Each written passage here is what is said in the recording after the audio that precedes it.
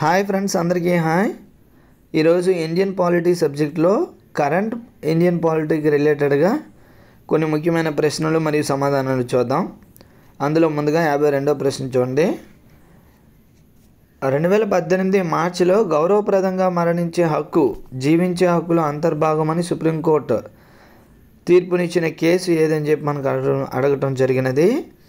చూడండి, 2018 మార్చిలో గౌరవప్రదంగా మరణించే హక్కు జీవించే హక్కులో అంతర్భాగమని సుప్రీంకోర్టు తీర్పునిచ్చిన కేసు ఏది?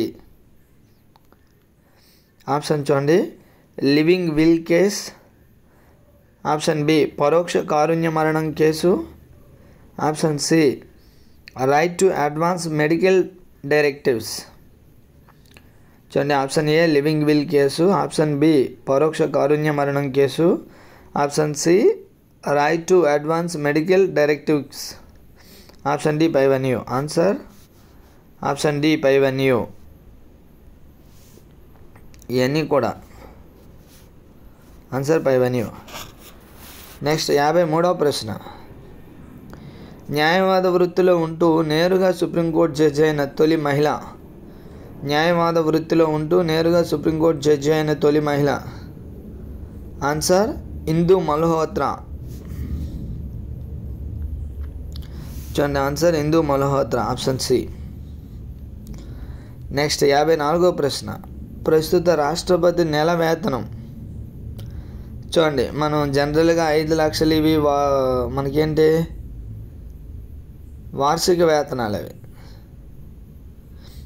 ఇక్కడ నెల వేతనం అడిగినప్పుడు ఎంత వస్తుంది? ఉదాహరణకు వార్షిక వేతనం 5 లక్షలు. ఇప్పుడు 5 lakhs బై 12 వేసుకోవాలి. చూడండి, వార్షిక నెల వేతనం ఎంత అంటే ఏమవుతుంది? చూడండి,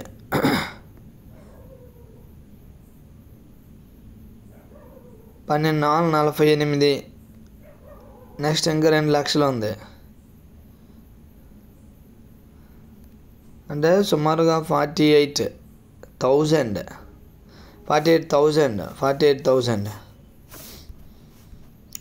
అయితే ఇక్కడ మనకు ఆప్షన్లో లక్షలు ఇచ్చారు కాబట్టి ఇది నెల వేతనం కాదు, వార్షిక వేతనం. ఇది ఒక్కోసారి నెల వేతనం అడిగినప్పుడు ఆప్షన్లో వేలలో ఉంటుంది.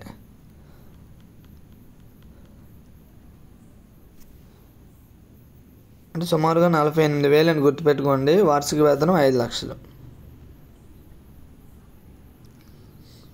నెక్స్ట్ 55వ ప్రశ్న. 2019లో రద్దయిన ఆర్టికల్ ఏది? 2019లో రద్దయిన ఆర్టికల్ ఏది? Answer 35A. నెక్స్ట్ 56వ ప్రశ్న. ఆప్షన్స్ ఇవ్వడం జరిగింది డైరెక్ట్గా. అందులో సరైన అంశం ఏదని చెప్పి అడగడం జరిగింది. ఆప్షన్ చూడండి. ఆప్షన్ 1, 99వ రాజ్యాంగ సవరణ చట్టం చెల్లదని ఇటీవలే సుప్రీంకోర్టు తీర్పునిచ్చినది. 99వ రాజ్యాంగ సవరణ చట్టం చెల్లదు అని ఇటీవలే సుప్రీంకోర్టు తీర్పునిచ్చింది. కరెక్టే. 99వ రాజ్యాంగ సవరణ చట్టం చెల్లదని సుప్రీంకోర్టు తీర్పునివ్వడం జరిగినది. Next option B, memorandum of procedure movement. చూడండి, memorandum of procedure move MOP న్యాయస్థానాల్లో న్యాయమూర్తుల నియామకాలకు సంబంధించినది.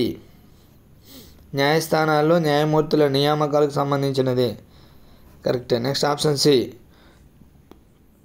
న్యాయమూర్తుల నియామకంలో అటార్నీ జనరల్తో పాటు అడ్వకేట్ జనరల్ కూడా ప్రాధాన్యం కల్పించాలన్న ప్రతిపాదనను MOP ప్రతిపాదనను కొలీజియం తిరస్కరించినది.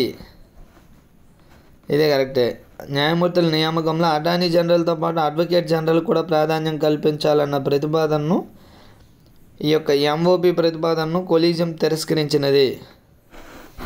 అది కూడా కరెక్టే. సో ఆన్సర్ ఆప్షన్ డి పైవన్యూ. నెక్స్ట్ 57వ ప్రశ్న. 2019లో నిర్ణయించిన సమాచార కమిషనర్ల పదవీ కాలం. చూడండి, మొదట్లో 5 సంవత్సరాలు ఉండేది, ఆ తర్వాత అది తగ్గించడం జరిగినది. ఎంతకు 3 ఇయర్స్కి తగ్గించడం జరిగినది. 2019కు ముందు అయితే 5 ఇయర్స్, ప్రస్తుతం ఎంత అంటే 3 years. ఇంపార్టెంట్. CIC అంటారు, సెంట్రల్ ఇన్ఫర్మేషన్ కమిషనర్. 3 years ప్రస్తుతం. నెక్స్ట్ 58వ ప్రశ్న. 2016 మార్చిలో రూపొందించిన ముసాయిదా ప్రకారం సుప్రీంకోర్టులో ప్రముఖ న్యాయవాదుల నుండి ఎంతమందిని న్యాయమూర్తులుగా నియమించవచ్చు అని ప్రభుత్వం ప్రతిపాదించినది? చూడండి, 2016 మార్చిలో రూపొందించిన ముసాయిదా ప్రకారం సుప్రీంకోర్టులో ప్రముఖ న్యాయవాదుల నుండి ఎంతమందిని న్యాయమూర్తులుగా నియమించవచ్చును అని ప్రభుత్వం ప్రతిపాదించినది? ఆన్సర్ కేవలం 2.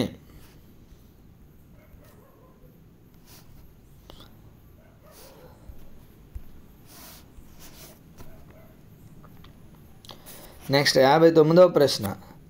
జమ్మూ కాశ్మీర్ లోక్సభ స్థానాల సంఖ్య.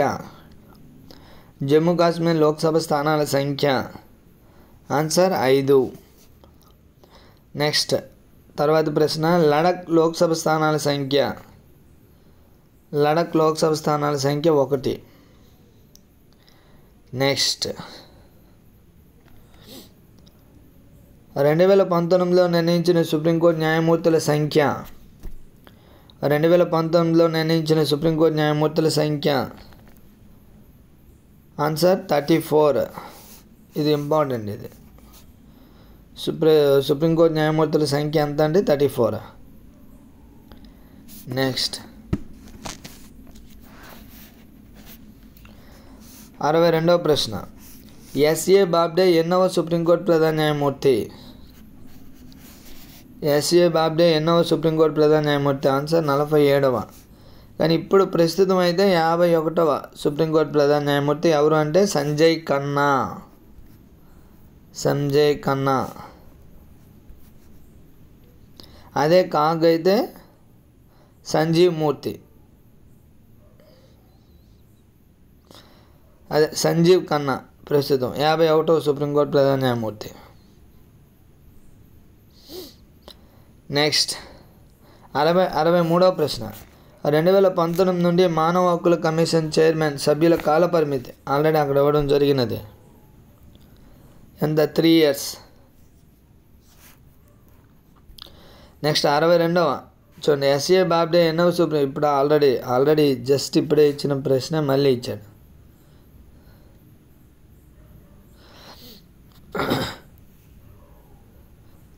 చూడండి 62 మనం ఆల్రెడీ చదివాము. 64వ ప్రశ్న చూడండి. 2019లో జాతీయ పార్టీగా గుర్తించబడిన నేషనల్ పీపుల్స్ పార్టీ గుర్తు. 2019లో జాతీయ పార్టీగా గుర్తించబడిన నేషనల్ పీపుల్స్ పార్టీ గుర్తు. ఆన్సర్ పుస్తకం.